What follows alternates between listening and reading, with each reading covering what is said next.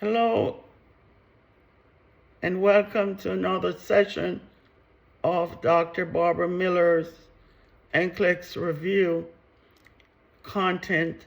Today we're going to be talking about the renal system.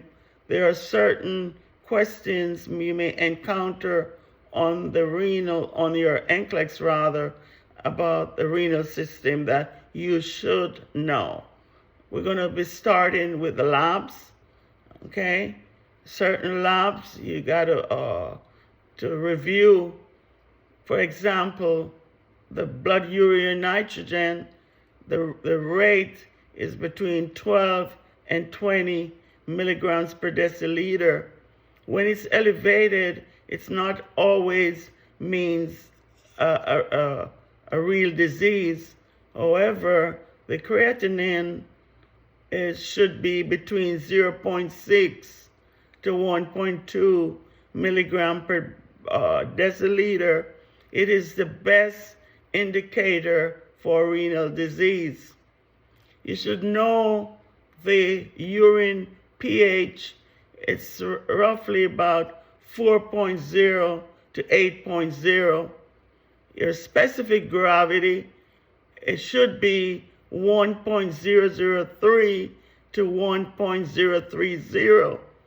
That's the ability of the kidneys to concentrate urine. When it's increased, it's more concentrated, low fluid intake, decreased renal perfusion, and increase in the ADH hormone. And when it decreases, it's less concentrated, high fluid intake.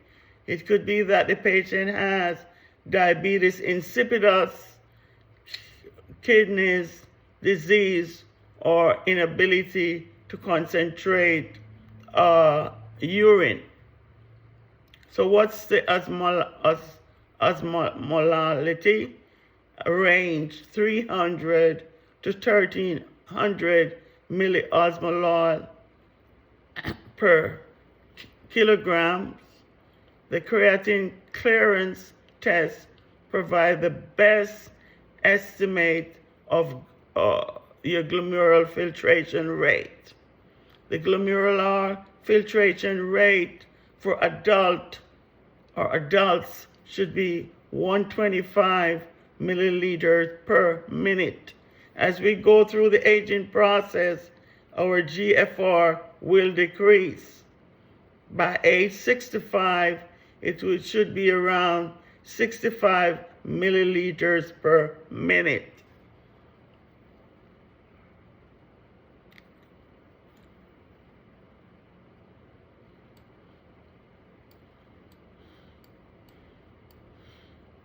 Let's talk about hormones and enzymes that relates to the renal system, like your renin, your angiotensin, and your aldosterone.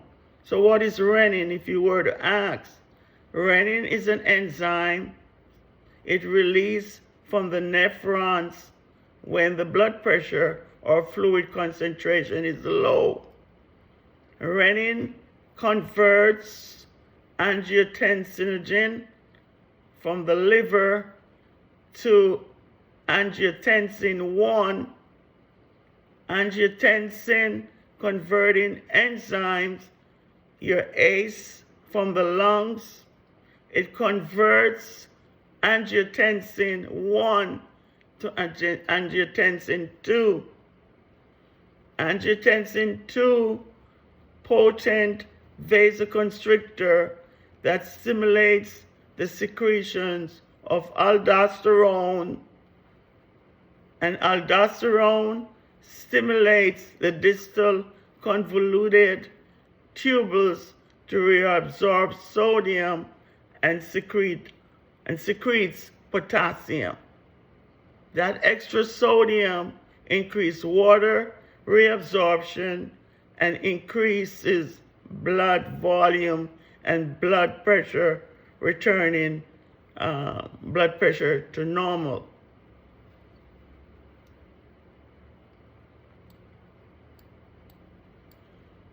certain tests that you should know.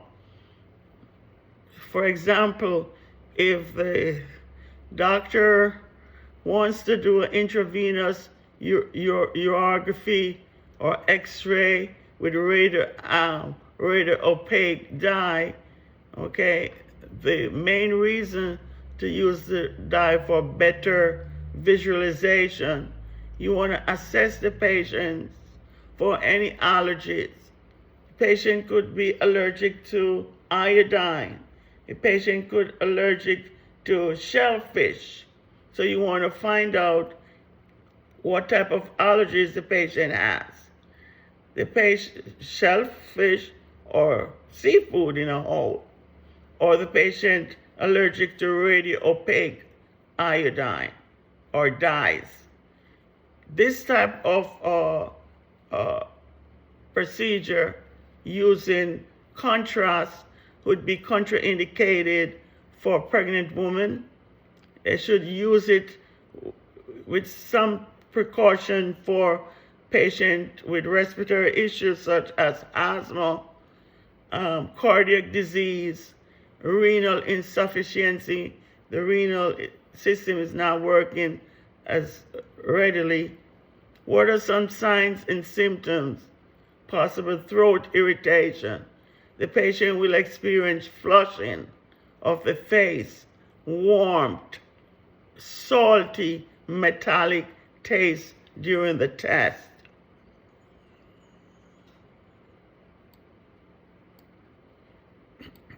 Urinary tract infection or infections can impact negatively, okay?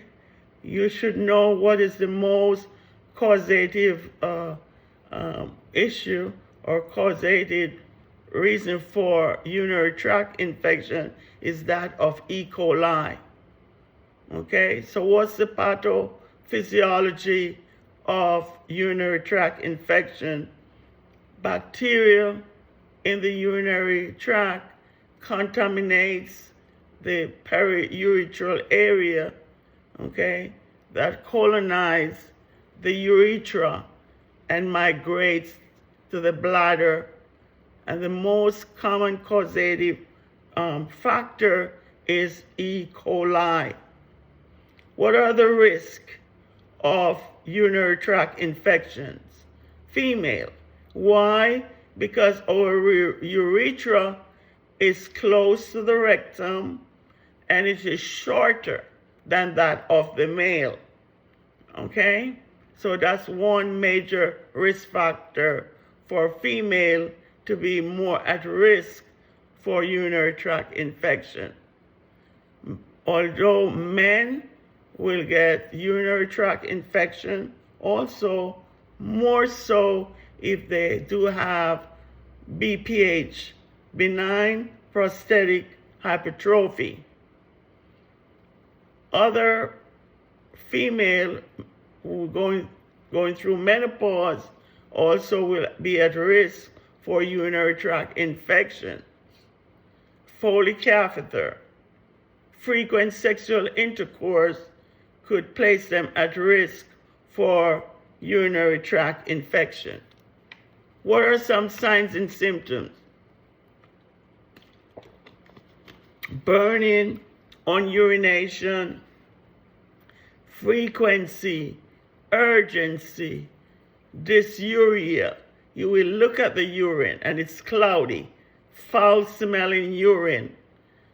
Just remember, the boards or the NCLEX may ask you about the elderly who are displaying confusion. Elderly displaying confusion, you should check for urinary tract infection. Know your labs, your urinalysis, positive for bacterial infection if the white blood count is over 11,000. Remember, the normal white blood count is from 5 to 10,000. The patient may also have blood in the urine, hematuria rather. The patient also may have leukocytes and esterase nitrates in the urine. What's the nurse to do? What are some nursing care? The nurse will instruct patient to drink lots of water. You want to increase fluids up to 3,000 milliliters per day. You want to discourage caffeine, tea and cola. You want to instruct the patient to avoid alcohol beverages and use antibiotics. Prevention, you want to instruct the female to wipe from front to back to prevent introducing E. coli, up to the urethra. Also, for them to wear cotton underwear, avoid bubble baths, tight clothing, urinate before and after sexual intercourse. The men who are uncircumcised, they should clean under the penis and drink lots of cranberry juice to decrease the risk factors for urinary tract infection. Let's talk a little bit about incontinence. You may encounter incontinence such as stress incontinence. What are the contributors for stress incontinence? Menopause, female going through menopause, obesity, constipation, female who has pelvic surgery, they're at risk for stress incontinence. And what is that? Small urine loss when sneezing, when coughing, when laughing, any abdominal pressure. Why? Because of a weakened pelvic floor.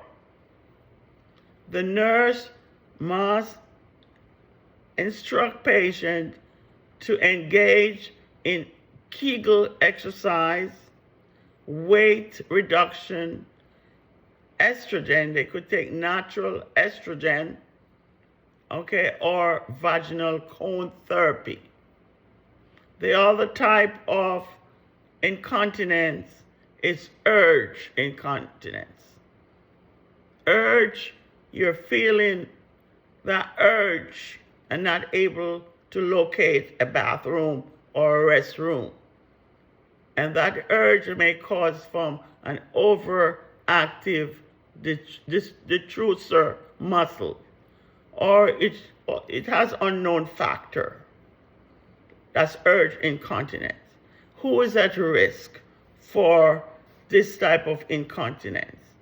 People with neurological disorders, such as a stroke, people with bladder irritation.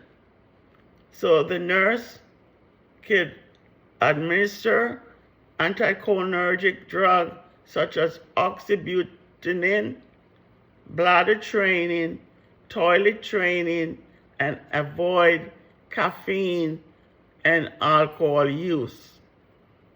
Another type of condition that could impact the kidneys is that of pyelonephritis.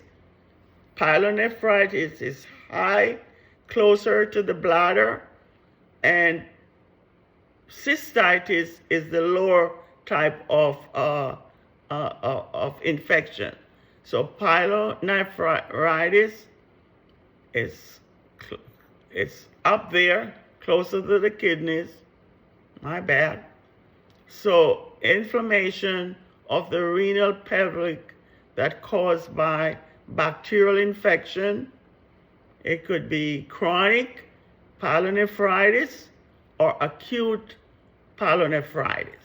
So for the chronic, it's due to chronic urinary flow obstruction with reflux, and for acute is occurs as a new infection or previous infection. How do you determine? What are some signs and symptoms? Costochondritis vertebral tenderness in the back area. Patient will complain of flank pain when you auscultate, when you tap the back of the costovertebral area. Patient would also have fever, difficulty urinating, dysuria, tachycardia, tachypnea, hypertension, nausea, and vomiting. How do you treat pyelonephritis? Antibiotics. Antibiotics, you're going to give opioids, analgesics.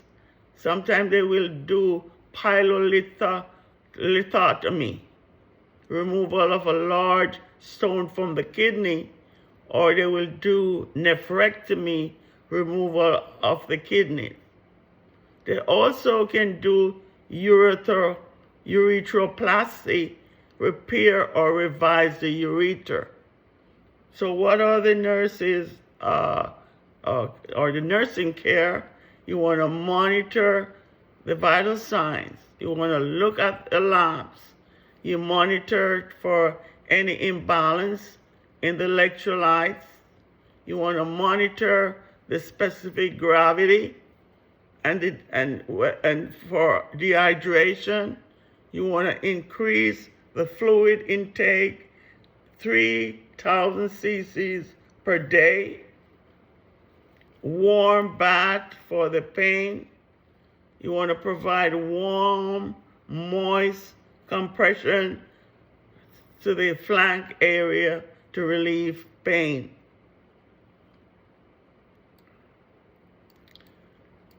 Some renal problems. You want to look and you want to determine whether the patient has glomerular nephritis.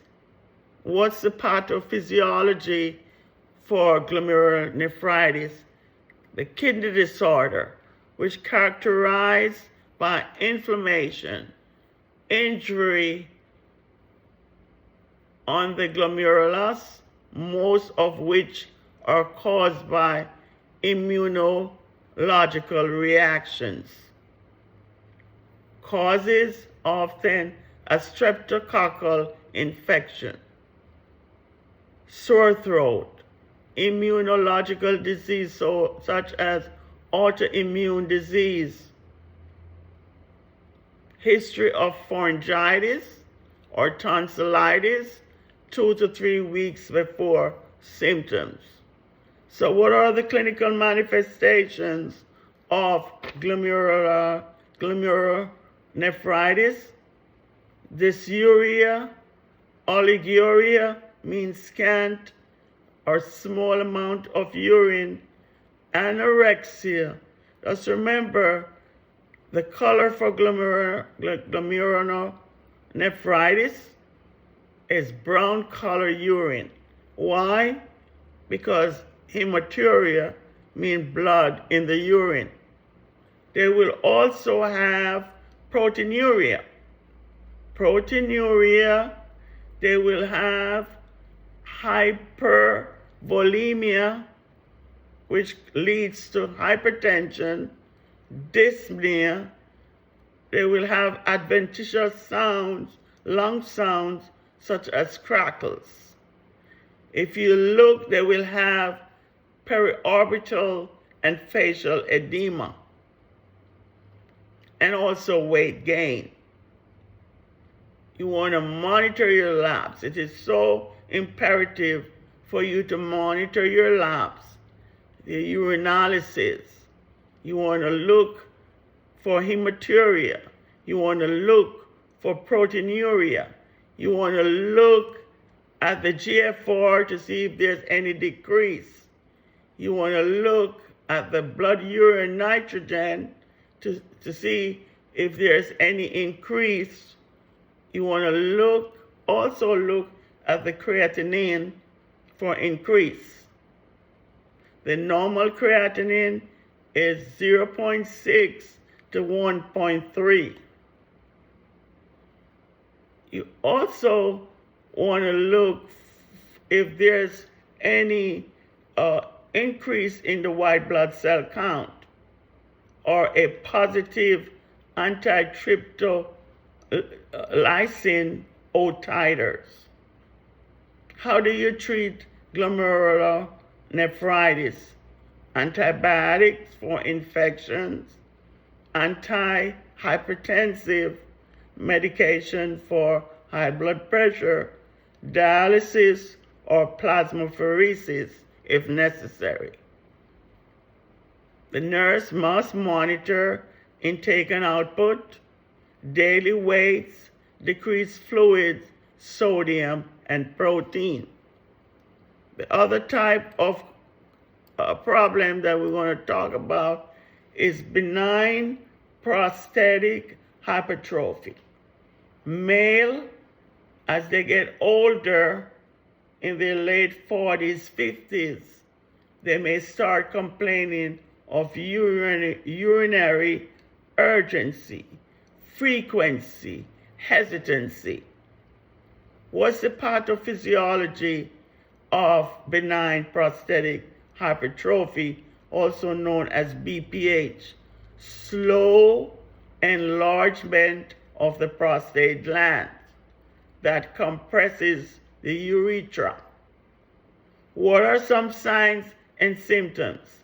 Hematuria, nocturia, meaning that they have the urge to urinate at night, the frequency, the urgency, the hesitancy.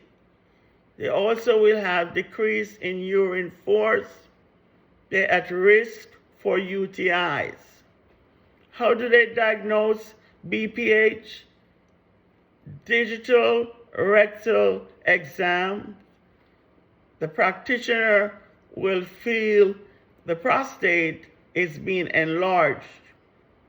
They also can do cystoscopy tests where they visualize the prostate, or the PSA test.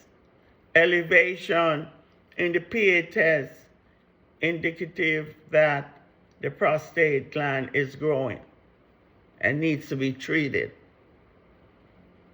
And how do they treat it?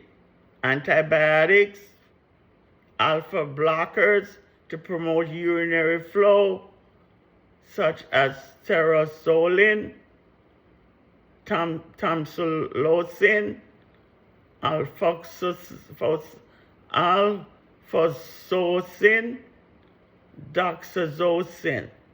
Just please to go over those medications, the alpha blockers, that they help to promote urine, and forgive me if I bat some of the names. They also will do a transurethral resection of the prostate gland. That's the enlarged portion of the prostate is removed through endoscopic instrument. They do have your pre and your post-op. Your pre-op, they're going to insert a Foley catheter or a urinary catheter. They're going to administer antibiotics. And post-op, you want to monitor for shock. You want to monitor for hemorrhage. You will see some bleeding, but it should not be hemorrhaging. You want to instruct a patient to avoid lifting for a good maybe 4 to 6 weeks, okay? Or prolonged sitting or constipation.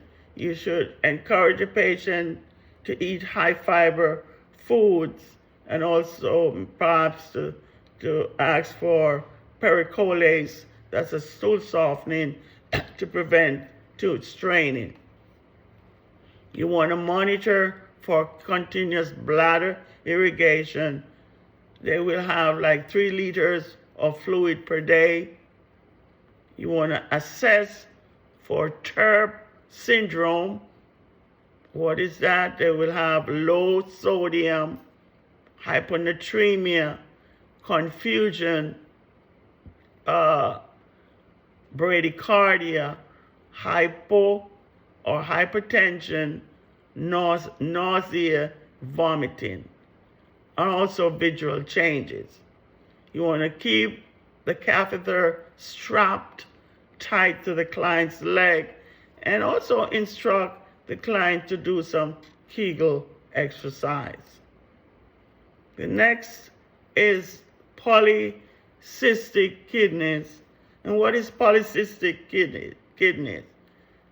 Cyst formation, multiple and hypertrophic cysts causing scar tissues, infection, nephron damages. The polycystic kidney is hereditary. Most common in Caucasian patients. However, you do have other patients who get polycystic kidneys. Okay? What are some clinical manifestations of polycystic kidneys? Flank or lumbar pain that worsens with activities and improve upon lying down, hematuria, proteinuria, recurrent urinary tract infection, hypertension, hyponatremia. Remember, patients with polycystic kidneys can go into renal failure and they may go on the transplant list also. So the nurse has to help the patient control their blood pressure, manage their medications, okay, monitor for hematuria, which could indicate a rupture, increase sodium and water intake, educate about possible need for surgical interventions.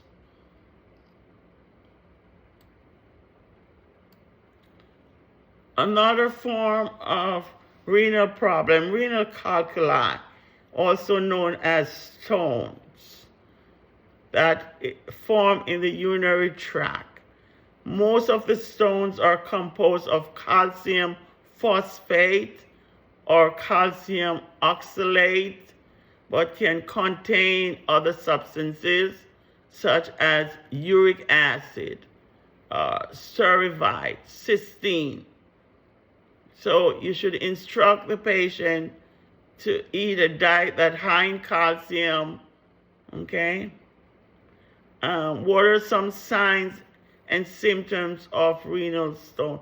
Severe intermittent pain, nauseation, vomiting, low-grade fever, hematuria, decreased urine output with particles, calcium. Stone location. You have nephrolithiasis, stone formation in the kidneys, pain in the costovertebral region, or urethral lithiasis, stones formation in the ureter, excruciating pain described as a wave-like pain. Nurse want to monitor for temperature. You want to encourage fluids. You want to apply heat to that flank area, and diet modification, increase ambulation. Procedure, remember, how do they get rid of the stone? They will use an extracorporeal shock wave or lithotripsy, meaning that they use the sounds to break up the stone. okay? So you got to ensure when the patient, you're going to check the urine to see if they're passing the stone, the particles. What are the complications? Scar tissues, formation, infection, and obstruction. So remember, extracorporeal shock wave lithotripsy use sound wave, laser, or shock wave energy to break calculi into fragments.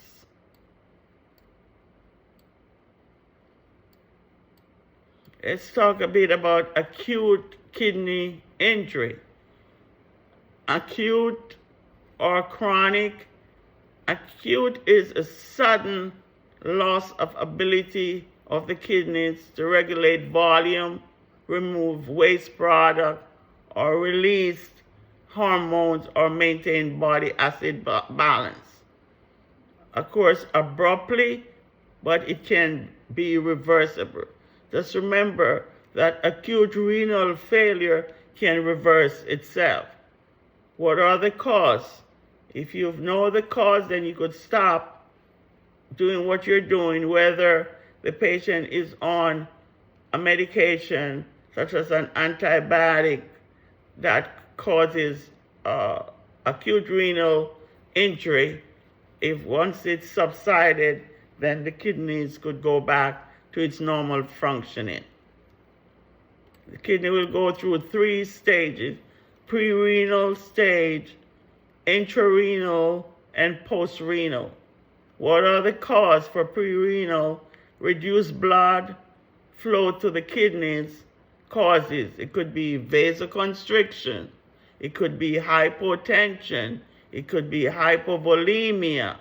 Decreased cardiac output, meaning that the cardiac output is going to be lower than 4, because normal cardiac output is between 4 and 8. Intrarenal injury occurring from the disease within the kidneys. It could be acute tubular nephritis or just plain old nephritis. It could be nephrotoxic injury. It could be acute glomerular nephritis or thrombolytic disorder or malignant hypertension or systemic lupus or infection. Any of those factors that could cause it. Remember, malignant hyperthermia occurs when your core body temperature get overheated, like your heart, your lungs, your kidneys, your liver. It is imperative for the nurse, when they're preparing patient for a procedure that requires anesthesia, more so general anesthesia, you got to ask anesthesia, you got to ask the patient if they ever had any history of problems during anesthesia or any family history of someone die under anesthesia. It could be that of malignant hyperthermia. How do they control that? Dantrolene. Dantrolene is the only drug of choice for malignant hyperthermia.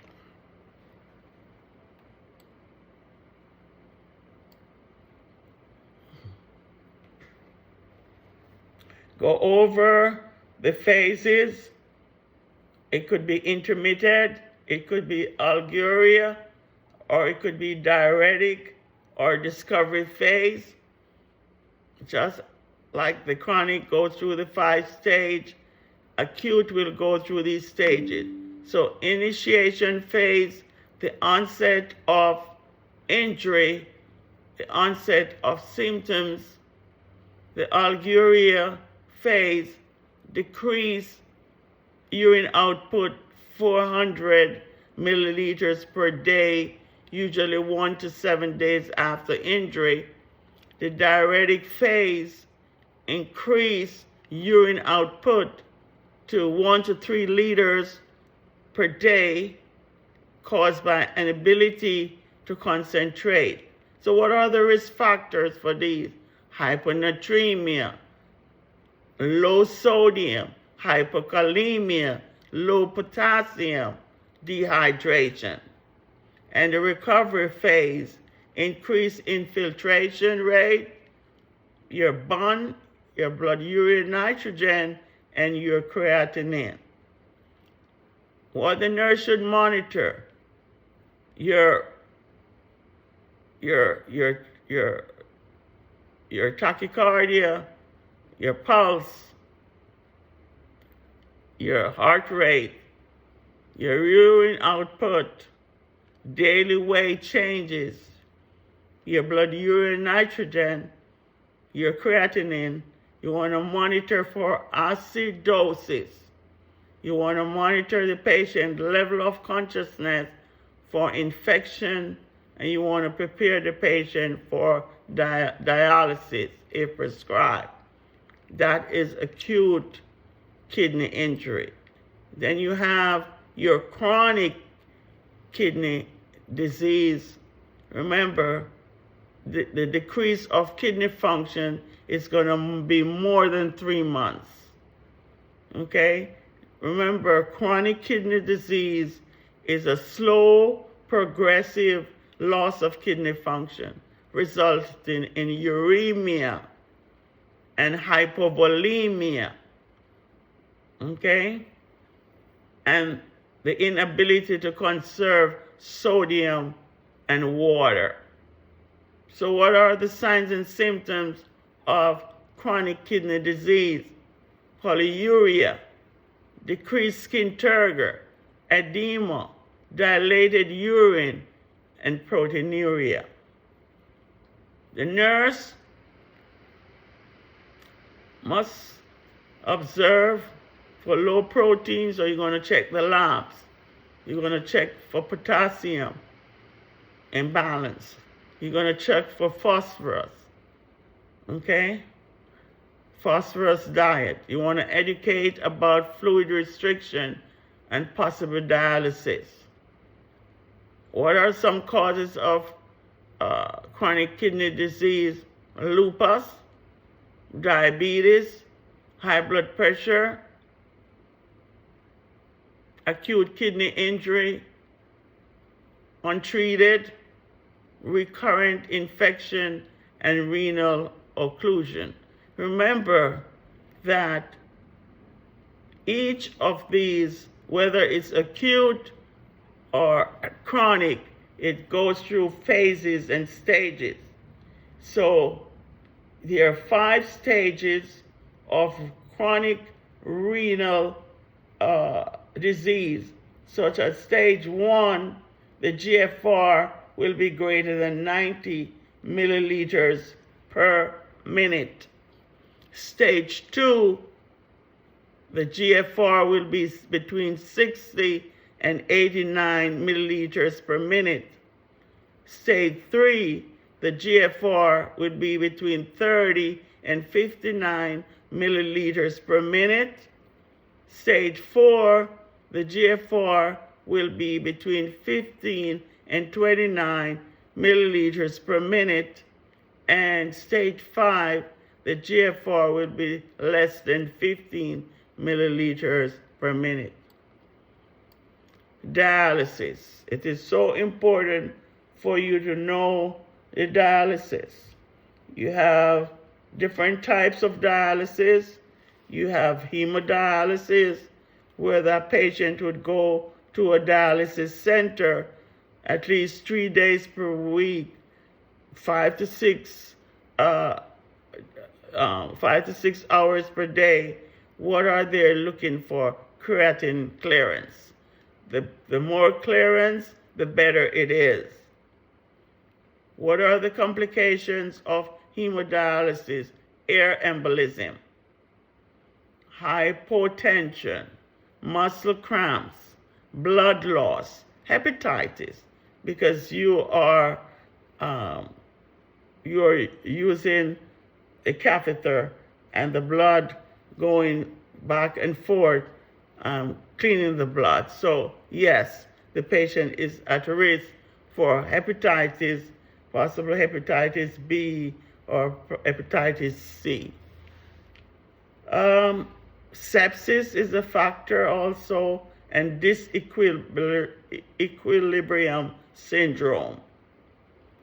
You do have another dialysis, also known as nocturnal hemodialysis, where the patient would be dialyzed at least 5 to 6 days per week at nights, and will spend approximately 2 to 3 hours per day on that dialysis.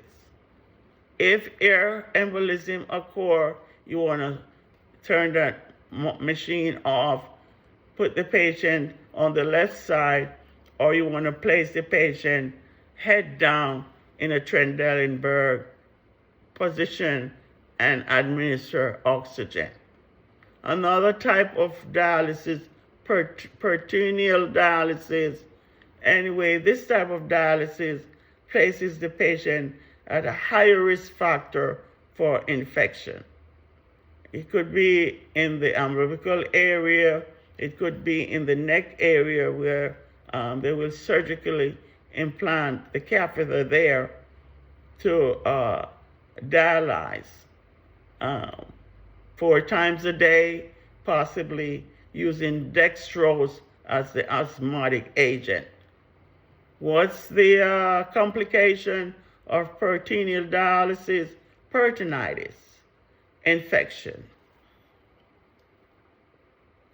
Some things that you need to do before the patient dialyze, okay, more so for hemodialysis. You want to withhold antihypertensive medications. You want to withhold digoxin, those type of medication, vitamins, antibiotics, because the dialysis can remove those, okay? You want to weigh the patient before and after to see how much fluid the patient gains over the 3-day, over a time frame, okay? So you want to weigh the patient before, and you want to weigh the patient after the procedure ends. Okay, this is on the renal system. Hope this can be useful in the preparation of your reviews or for your NCLEX, whether it's an LPN or an RN type of licensure. Please like, share, and subscribe, and leave your comment. And I will see you in the next video. Thank you for your support. Dr. Barbara Miller, NCLEX Review. Bye-bye.